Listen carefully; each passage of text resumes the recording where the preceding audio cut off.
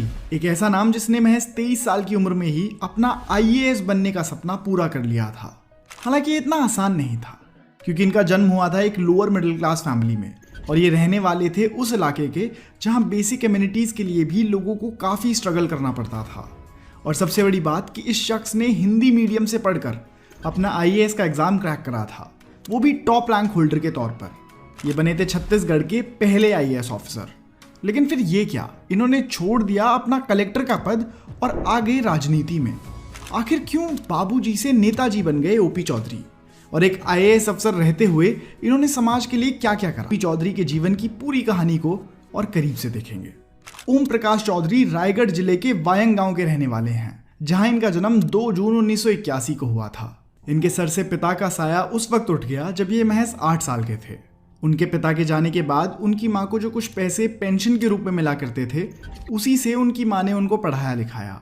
अब क्योंकि पिता की पेंशन से जुड़ी तमाम फॉर्मेलिटीज़ को पूरा करने के लिए ओपी चौधरी को अपनी माँ के साथ डिस्ट्रिक्ट मजिस्ट्रेट के ऑफिस जाना पड़ता था, तो वहीं पर उन्होंने ऑब्जर्व किया कि कुर्सी पर बैठे शख्स के कहने पर सभी चीज़ें बड़ी आसानी से हो जाती हैं। ये शख्स जो भी कुछ कहता है, हर कोई उसकी बात फौरन मान लेता है। उस पल से ही ओपी चौधरी ने ठान लिया कि वो भी एक दिन जिला कलेक्टर बनेंगे। ओपी चौधरी बताते हैं कि उसी दिन से उन्होंने जिला कलेक्टर बनने का सपना देख लिया था और अपने उसी सपने की तरफ उन्होंने मेहनत शुरू कर दी। अब क्योंकि घर के हालात बहुत ज़्यादा अच्छे नहीं थे, इसलिए उनकी 12th तक की पढ़ाई गांव के स्कूल से ही हुई। ओपी चौधरी ने कई इंटरव्यूज़ में खुद ही बताया है कि गांव के जिस स्कूल से उन्होंने 12th तक की पढ़ाई करी थी, वो एक हिंदी मीडियम स्कूल तो था ही साथ स्कूल की टीचर्स भी बहुत कम थी। उस स्कूल में सारे सब्जेक्ट्स को सिर्फ एक ही टीचर पढ़ाते थे। इतना ही नहीं बल्कि पूरी 12th क्लास में मैथ्स की सिर्फ 4 क्लासेस हुई।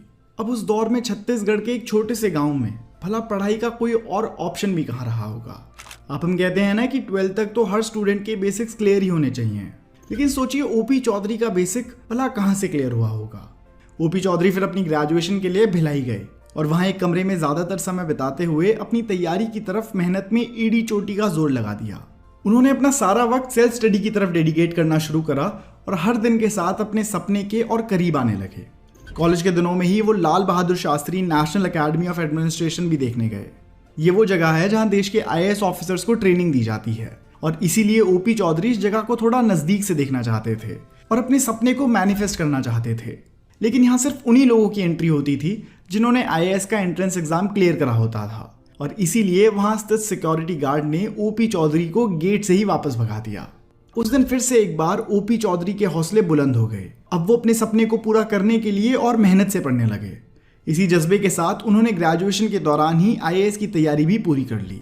क्योंकि उन दिनों आज की तरह इंटरनेट का इतना बोलबाला नहीं था, गूगल नहीं था, इसीलिए पढ़ाई के लिए मटेरियल जुटाना भी काफ़ी मुश्किल हो जाता था।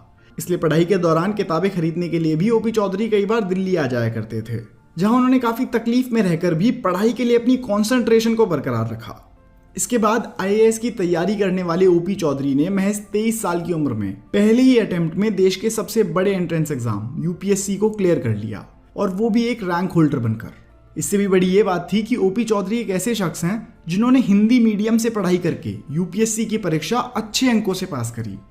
जिन्होंने यूपीएससी के एग्जाम्स की तैयारी की है या फिर कर रहे हैं, वो अच्छी तरह से इस बात को समझ सकते हैं कि हिंदी मीडियम के एक स्टूडेंट के लिए इस एग्जाम को क्लियर करना कितना टफ रहा होगा। आईएएस ऑफिसर बनने के बाद सबसे बड़ी बात यह रही कि ओपी चौधरी की पोस्टिंग उनके ही कैडर में हुई। ओपी चौधरी की पहली पोस्टिंग असिस्टेंट कलेक्टर के तौर पर साल 2006 में कोरबा में हुई। इसके बाद साल 2007 में उन्हें रायपुर में एसडीओ बनाया गया। इसके बाद ओपी चौधरी को साल 2011 में दंतेवाड़ा का डिस्ट्रिक्ट कलेक्टर बनाया गया। और जब पहली बार उनको जिले की कमान थामी गई तो उन्होंने वहां ऐसा काम करा कि उनके काम के चर्चे दिल्ली तक गूंज उठे। जी हाँ, शायद दंतेवाड़ा नाम सुनकर ही आपके दिमाग में ये बात आ गई होगी कि ये तो एक नक्सली इलाका है। तो आप बिल्कुल सही समझ रहे हैं। इस नक्सली प्रभावित इलाके में एक जिला कलेक्टर के तौर पर काम करना ओपी चौधरी के लिए कितना चैलेंजिंग रहा होगा, हम और आप शायद इसका सिर्फ अंदाज़ा ही लगा सकते हैं। लेकिन आपको बता दूं कि इस नक्सल एरिया में भी ओपी चौधरी ने अपनी सूझबूझ से ऐसे काम किया कि इन्हें कभी कोई ज़्यादा परेशानी नहीं हुई। वैसे ओपी चौधरी बताते हैं कि शुरुआत में नक्सलियों की ओर से उन्हें काफ़ी धमकियां भी मिली, लेकिन जैसे ही उन्होंने वहाँ के लोगों को और उनकी प्रॉब्लम्स को समझना शुरू करा, उनके लिए काम करना आसान हो गया। वहाँ की ज़रूरतों को ध्यान में रखते हुए ओपी चौधरी ने बच्चों से लेकर बूढ़ों तक सबके लिए काम किया। क्योंकि दंतेवाड़ा एक बहुत ही पिछड़ा आदिवासी इलाका रहा है, इसलिए सबसे पहले तो उन्होंने वहाँ के आदिवासी बच्चों को साइंस की एजुकेशन के लिए खूब एनकरेज किया। बतौर कलेक्टर दंतेवाड़ा में जब उन्हें मौका मिला तो बच्चों के लिए उन्होंने नन्हे परिंदे योजना की शुरुआत करी, जो बच्चों को नवोदय विद्यालय में एंट्रेंस के लिए प्रिपरेशन कराता है। इतना ही नहीं बल्कि 11वीं और 12वीं के स्टूडेंट्स को अलग अलग एंट्रेंस एग्जाम्स की तैयारी करवाने के लिए छूलो आसमां योजना की भी शुरुआत करी गई। अपने 13 साल की सर्विस में उन्होंने छत्तीसगढ़ में ऐसी कई योजनाओं पर काम किया जिससे उन्हें नेशनल लेवल पर भी सम्मानित किया गया। दंतेवाड़ा में कलेक्टर रहते हुए उन्होंने नक्सल प्रभावित इलाके को एजुकेशन हब में बदल दिया, जिसके चलते उस वक्त के प्रधानमंत्री मनमोहन सिंह ने उन्हें prime ministers excellence award for administration से भी सम्मानित किया था। इसके बाद ओपी चौधरी चाहते तो एक आरामदायक जिम्मेदारी ले सकते थे, वो छत्तीसगढ़ के मुख्य सचिव बन सकते थे, लेकिन उन्होंने इस्तीफा देकर देश की और गरीब लोगों की मदद करने के लिए राजनीति से जुड़ने का फैसला करा। और हमारे देश की राजनीति को ऐसे और ईमानदार लोगों की जरूरत भी है।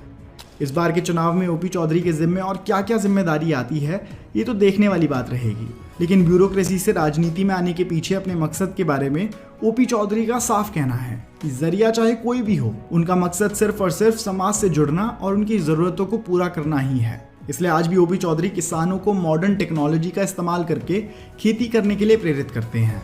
साथ ही वो युवाओं को करियर गाइडेंस देते हैं और एंटरप्रेन्योर बनने और आत्मनिर्भर बनने के लिए इंस्पायर करते हैं।